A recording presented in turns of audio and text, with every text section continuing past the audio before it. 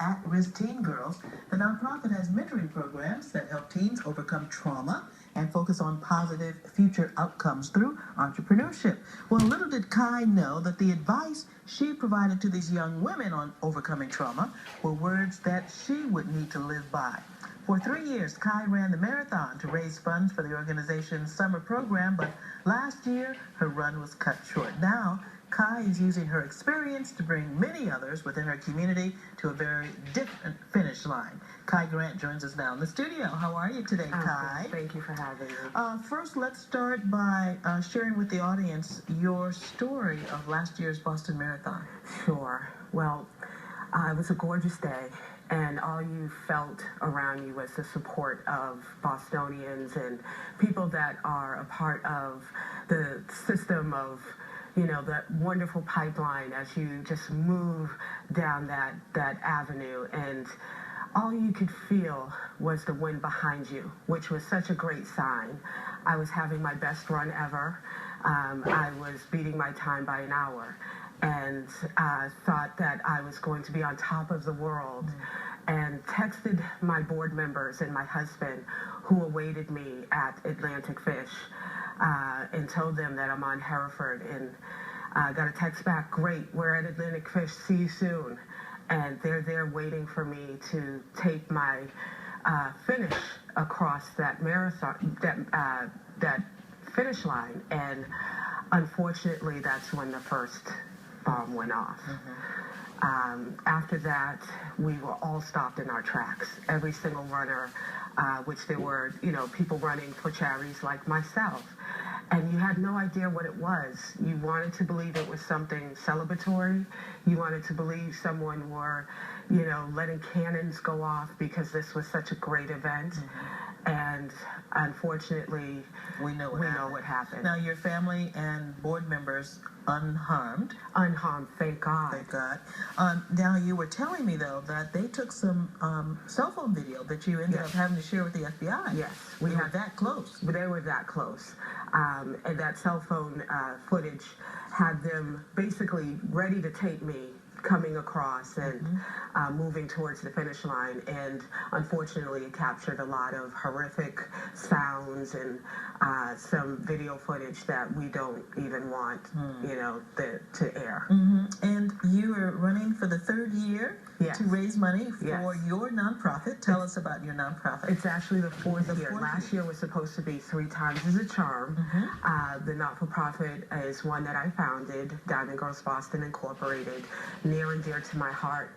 These young women come from all around the city of Boston, in underserved neighborhoods. You've got Roxbury represented, of course, and that's our home base. Dorchester, Mattapan, Hyde Park. We have a couple of girls that actually come from Milton and Norwood as well. So it's a pretty comprehensive program that happens in the summer. And we're just fortunate enough to be able to provide a platform for these young women as they grow and as they continue to try to finish life's race. Now, you have combined all of your professional experience and brought it together in the Diamond Girls Boston Incorporated. What do the girls do during this summer program? Well, the outcomes are incredible. The girls are exposed to dozens of mentors. They're able to travel to different local businesses within the inner city, and also I take them on Newbury Street. Because you're teaching them entrepreneurship. Yes, we are teaching them entrepreneurial thinking and you and have action. A background in cosmetics. Yes. And some other industries, yes. right? And so some of what you're teaching them is about branding, marketing, making products. Is That's that right? Branding, marketing, making products, and coming to the plate with idea generation.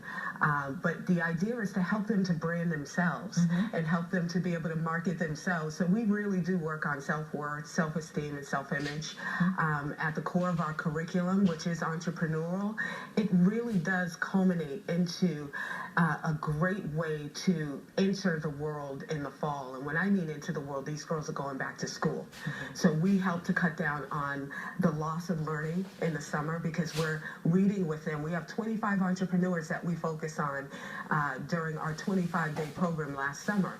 So it was something that they were introduced to this world of, I can do this and I can be a producer versus a consumer. Now, after last year's bombing, I would imagine that the phrase practice what you preach came to mind for you.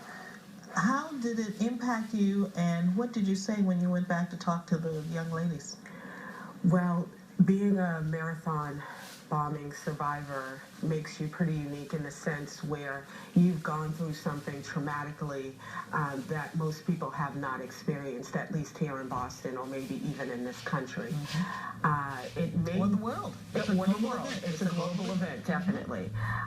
Being so close to the bomb, the second bombing in particular, helped me to not just recognize the trauma that I had to process during the experience, but going home to a community that has gun violence at its helm on a daily basis, a weekly basis. It helped me to really understand, and a light bulb kind of go off on what traumatic services we could really provide for the girls, because we've had traumatic situations happen, which is why we have our summer program. It's at the height of the season's violence. So a life-changing experience for you? Yes, very life-changing, and one that I had to recommit to in order to show the girls that I can actually triumph over my trauma. All right, Kai Grant, you are keeping Boston strong. Thanks for coming today to tell us about Diamond Girls. Thank you for having me. Up next, the Red Cross on the work that goes into making this year's